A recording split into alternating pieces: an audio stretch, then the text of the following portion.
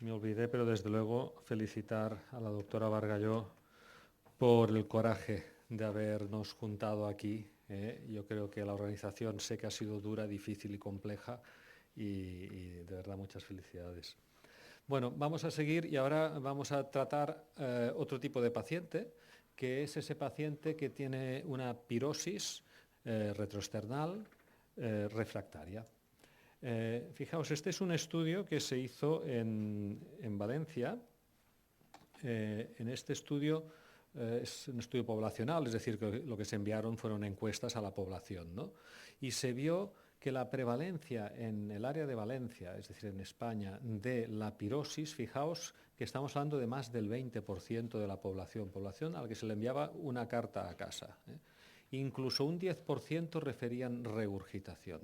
Sí que es verdad que el 50% de las personas decían que esto les pasaba menos de una vez por semana, pero al contrario, el 50% restante tenían esta pirosis, la tenían como mínimo una o dos veces por semana y en algunos casos incluso a diario. Muchas veces de leve y en algunos casos ya menos moderada o grave. Es decir, que estamos delante de un trastorno muy frecuente que nos afecta a todos, porque a todos nos preguntan de vez en cuando por un paciente que tiene una pirosis. ¿Y qué pasa cuando nos viene el paciente con una pirosis? Pues le que vamos a dar unos consejos. Primero de todo, le vamos a aconsejar unas medidas generales, pues que evite sustancias como café, té o chocolate. Vamos a intentar contrarrestar la obesidad, que es un problema cada vez más frecuente y claramente asociado al reflujo. Vamos a darle también unas medidas posturales, ¿no? Como que pues, evite irse a dormir inmediatamente después de cenar, de hacer movimientos de compresión abdominal, etc. El siguiente paso ya es tratar la acidez, y la acidez la tratamos pues, de forma, puede ser, pues si es una pirosis ocasional, pues bastaría con darle unos alginatos o unos antiácidos o ácidos hialurónicos, en fin, estos tratamientos, digamos, que pueden ser rápidamente efectivos, pero que se dan muy de forma puntual, o bien ya intentar con antisecretores, que es donde terminan muchos pacientes, omeprazol sobre todo o ranitidina. Pero, ¿qué ocurre cuando nosotros a este paciente le damos los IVPs? Los IVPs que ya estamos al máximo, es decir, ya estamos en un paciente que nosotros decimos, mire, esto lo tenemos que cortar y lo más eficaz que hay aquí son los inhibidores de la bomba de protones. Pues aquí, fijaos, vemos en rojo lo que sería la respuesta placebo y vemos en azul lo que es la ganancia terapéutica sobre el placebo de haberle dado un inhibidor de la bomba de protones al paciente.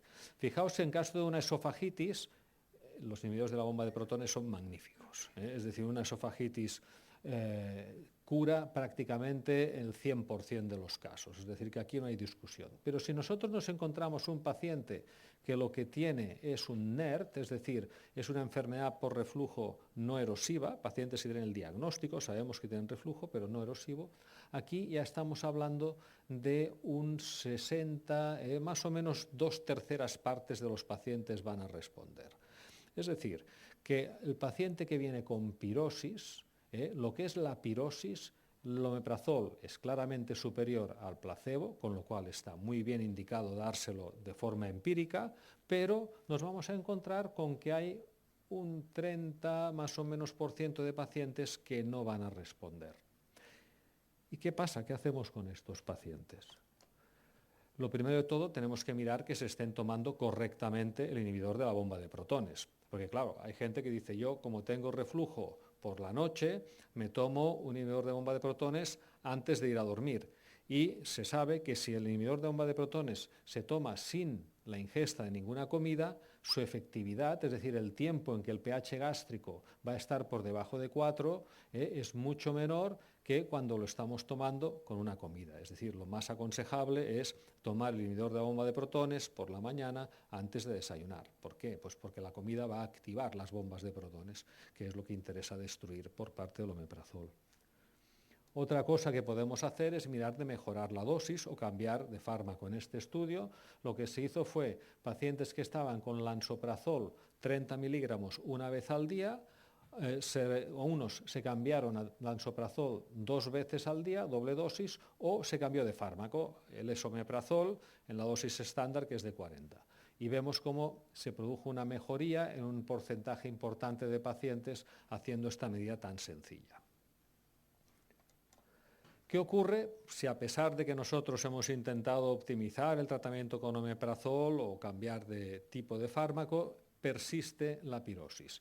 Pues en este caso lo primero que tenemos que hacer es confirmar si el paciente tiene o no tiene reflujo, porque nosotros hasta ahora hemos pensado que el paciente tenía reflujo, pero ahora hemos de demostrarlo, porque es raro que un paciente que tiene reflujo no responda a estas medidas, a estos fármacos.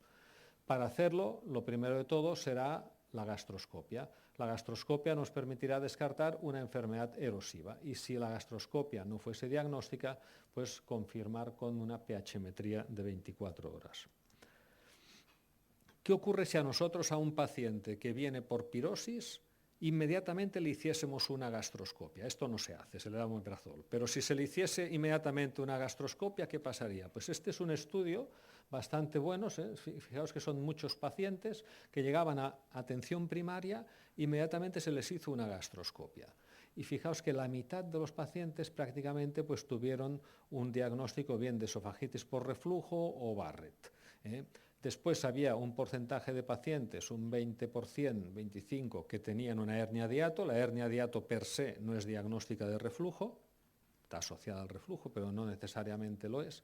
Y después ya otros diagnósticos eran muy raros. Fijaros que no se produjo ninguna estenosis maligna, es decir, que realmente en una pirosis no está justificado hacer una gastroscopia de entrada, como se hizo. Esto es un estudio y queda claro. Pero sí que nos indica pues, que nosotros más o menos un 40-50% de los pacientes les podemos diagnosticar ya un reflujo, confirmar que tienen un reflujo, pues porque encontramos esto, esofagitis o esófago de Barrett.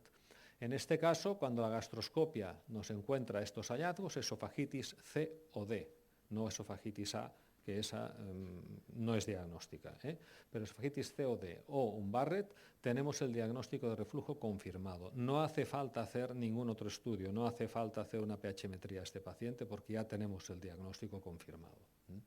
Pero nos podemos encontrar, pues más o menos hemos visto la mitad de los pacientes que van a tener una gastroscopia normal, no van a tener ninguna esofagitis. Y en ese caso lo que tenemos que hacer es valorar si el paciente tiene una enfermedad por reflujo no erosiva. Y para ello la prueba fundamental que hay es la pH-metría de 24 horas. Aquí tenemos el aparatito de una pH-metría, esto es la sonda de pH-metría que tiene un sensor de pH. Al lado tenemos lo que sería una sonda de manometría de perfusión, que siempre hay que hacer una manometría previa. ¿Por qué? Porque nosotros este sensor del pHímetro lo tenemos que colocar exactamente 5 centímetros por encima del borde superior del esfínter esofágico inferior. Si no lo hacemos así, vamos a medir mal el pH, y si medimos mal el pH, vamos a tener un diagnóstico que no nos va a servir para nada. Entonces, primero hay que hacer una manometría, y esto se hace al mismo tiempo. Se hace la manometría y la pH-metría inmediatamente después. Nos podemos encontrar como resultado de esta pH-metría en 4 situaciones.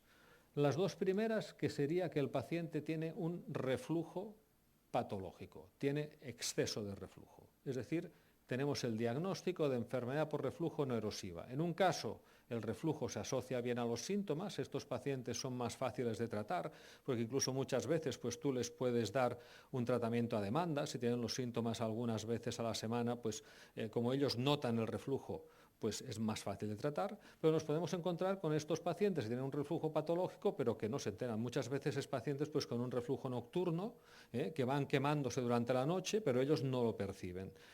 Estos pacientes pues, hay que hacerles un tratamiento más crónico, más intensivo, seguramente con inhibidores de la bomba de protón, pues de forma ya más seria. Después nos podemos encontrar con otra situación. Nos podemos encontrar con un paciente que lo que tiene es un reflujo normal, el reflujo que tenemos todos, pero que cada vez que lo tiene lo nota. Cada vez que lo tiene está notando pirosis, tengo ardor, tengo ardor. Y dices, pero si el reflujo que tienes es normal. A ver, lo normal es que una persona tenga hasta 50, 60 episodios de reflujo al día. pero nosotros esto no nos molesta, no lo notamos, ¿eh? Cuando lo notamos es que tenemos un esófago hipersensible. Entonces lo que hay que hacer es tratar esta hipersensibilidad. Y nos podemos encontrar también con esta situación, que es que el paciente no tiene ningún reflujo, pero tiene un montón de pirosis, ¿eh? Y una pirosis que no se asocia en ningún momento al reflujo, ¿eh? Entonces estamos hablando de un diagnóstico de pirosis funcional. No sigáis aumentando la dosis de omeprazol y ahora 60 y ahora 80, ¿no? Porque este señor no tiene pirosis por culpa de que tenga reflujo. Tiene una pirosis funcional que tiene otro tratamiento. Tratamiento en estos casos, sobre todo, va a ser con el apoyo de psicofármacos, principalmente pues, los antidepresivos, que son los que han mostrado mayor utilidad para estos trastornos, y después explicarle al paciente también que no se preocupe, que no tiene nada, explicárselo bien. Muy bien. ¿Qué ocurre en estos casos? Vamos a concentrarnos en el paciente que le hacemos la pH-metría y efectivamente tiene reflujo. Porque estos dos ya nos han saltado. Esto ya sabemos que los tenemos que tratar de otra manera. Pero ¿qué pasa con el que tiene reflujo? A ver, le estamos dando IBP a dosis dobles, le estamos dando alginatos, tal, y el señor resulta que persiste con pirosis y efectivamente tiene reflujo. ¿Por qué? ¿Tiene una mala complianza? Lo que hemos dicho antes, ¿está tomando el tratamiento mal? ¿Persiste teniendo reflujo ácido? Es decir, a pesar de que yo le estoy haciendo ese tratamiento, no estoy consiguiendo inhibir la acidez. Resulta que ahora el paciente tiene reflujo no ácido y que este reflujo no ácido es el que le está produciendo sus síntomas. O bien es que ahora la pirosis no depende del reflujo, es decir, que el paciente sí tiene reflujo, tratamos el reflujo correctamente y sigue con pirosis porque tiene un componente funcional. Pues para responder esta pregunta, es importante responderla. ¿Por qué? Pues porque el tratamiento va a ser completamente diferente. Si el paciente persiste con reflujo, vamos a indicar una cirugía antirreflujo, porque si el omeprazol no es suficiente, vamos a tener que hacer una cirugía. Pero si la pirosis ahora resulta que no depende del reflujo, no le vamos a hacer ninguna cirugía, vamos a seguir con un tratamiento médico.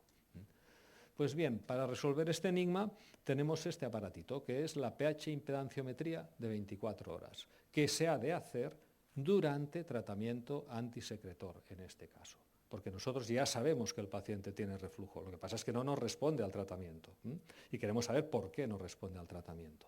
¿Y qué es la impedanciometría?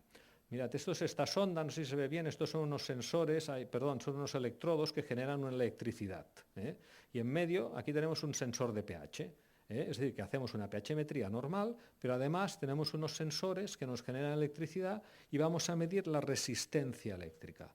Y la resistencia eléctrica varía en función de si hay un líquido o un gas o no. Cuando se produce un reflujo líquido, como el líquido es muy buen conductor, la resistencia eléctrica cae y entonces lo que vamos a ver es una caída de la impedancia que va de abajo a arriba, es decir, vemos un reflujo.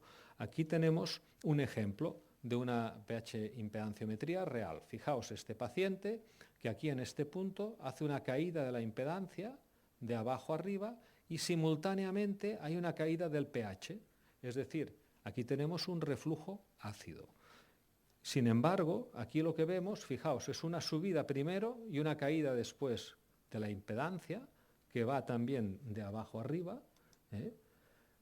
Pues, ¿qué es esto? Esto es un eructo, porque sale gas y el gas tiene muy mala conductividad, entonces la impedancia aumenta mucho y después viene el líquido, es decir, es un reflujo mixto, gaseoso líquido, pero que nunca llega el pH a caer por debajo de 4, es decir, esto es un reflujo levemente ácido, que nuestra pH-metría únicamente no nos lo iba a cazar.